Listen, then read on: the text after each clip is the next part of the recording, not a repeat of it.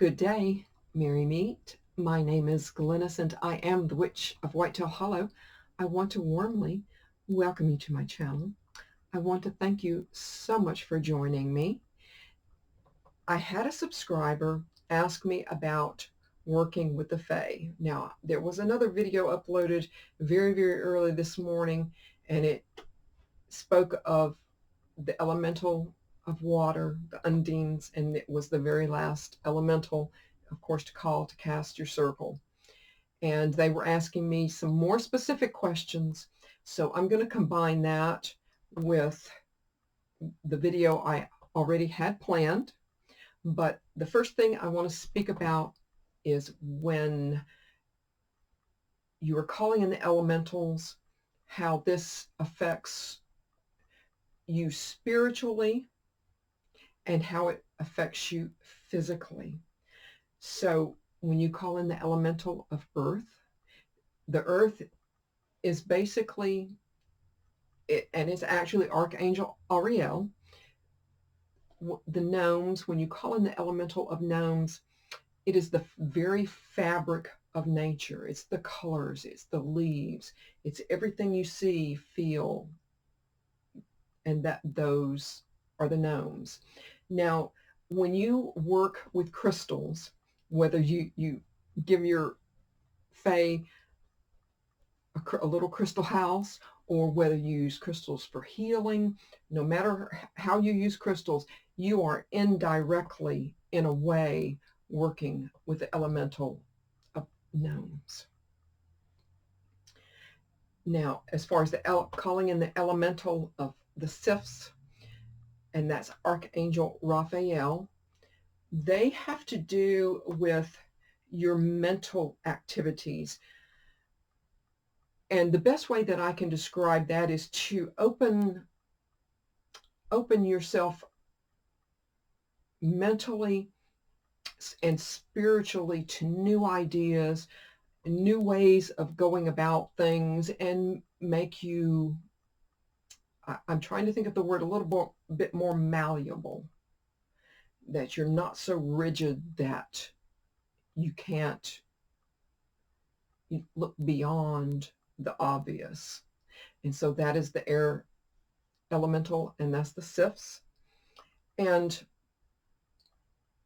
if you don't have enough of the air elemental in your life, you will be rigid. You will be, I'm trying to think of a nice word, but just very rigid and very regimented. And if you have too much, you'll seem flighty. And so working with those essential oils is a very delicate balance. When you call in the elemental of fire, those are the salamanders.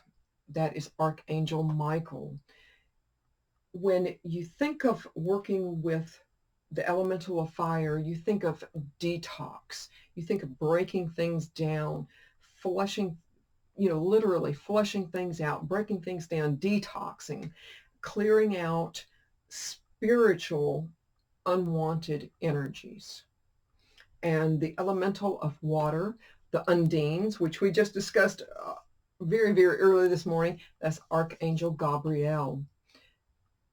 They have to do with, water has to do with empathy, connecting with your dreams, and helping you spiritually flow, and healing.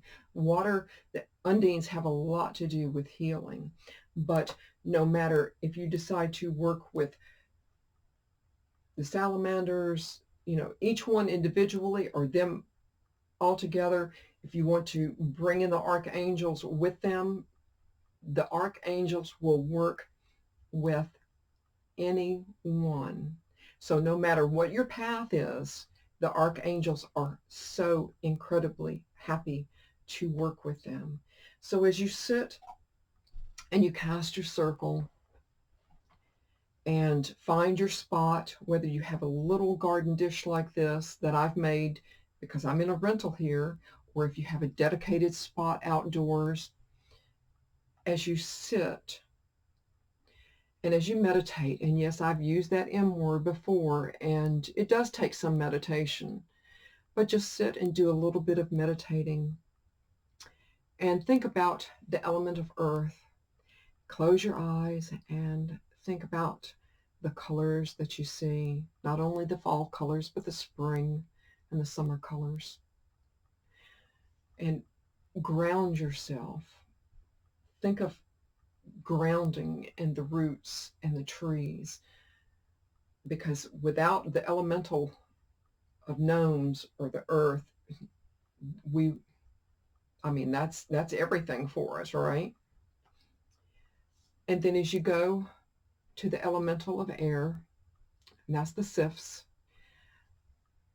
think of a feather and close your eyes and imagine them any kind of way that you want to, and see if you are powerful enough to manifest a slight breeze. And meditate on that for a little while, and wait for a slight breeze to come up, and will manifest the slight breeze to come up. It takes a lot of energy. Yes, it does. But it can be done. It absolutely can be done. You, with a lot of practice,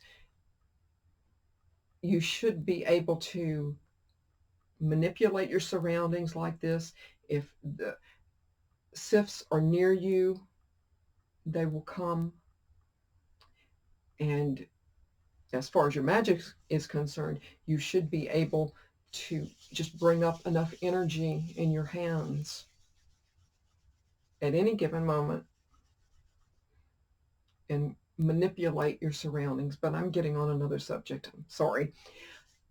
When you call in the elemental of fire, the salamanders, as you sit and you have your eyes closed, think about detoxing your body.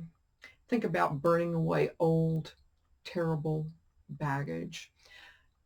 Picture them as little wisps coming up in a flame.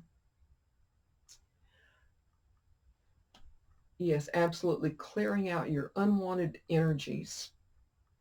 And with water, of course, as you sit and connect with the undines, and hopefully you have a pond,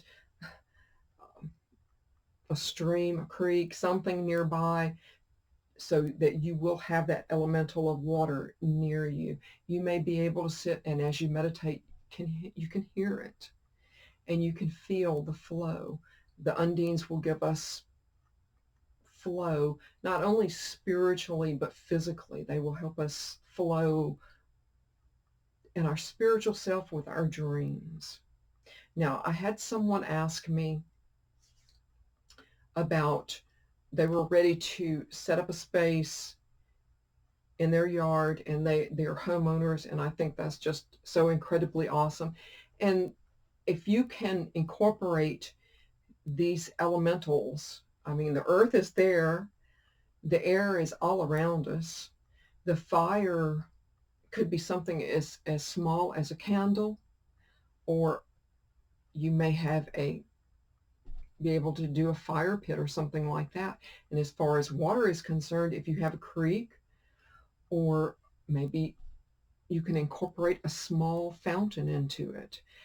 All of those things bring about the energy that you're going to need, and you're going to bring the energy into that as well.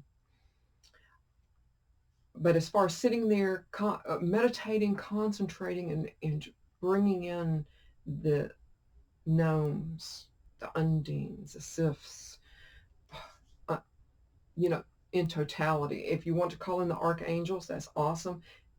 They work with absolutely every single path that you walk. They will come and they will work with you. But leave them offerings of coins, candy, anything that you love, they are going to love too. Your time, your energy, your effort is an exceptional offering. The fact that you made them a special place is incredible.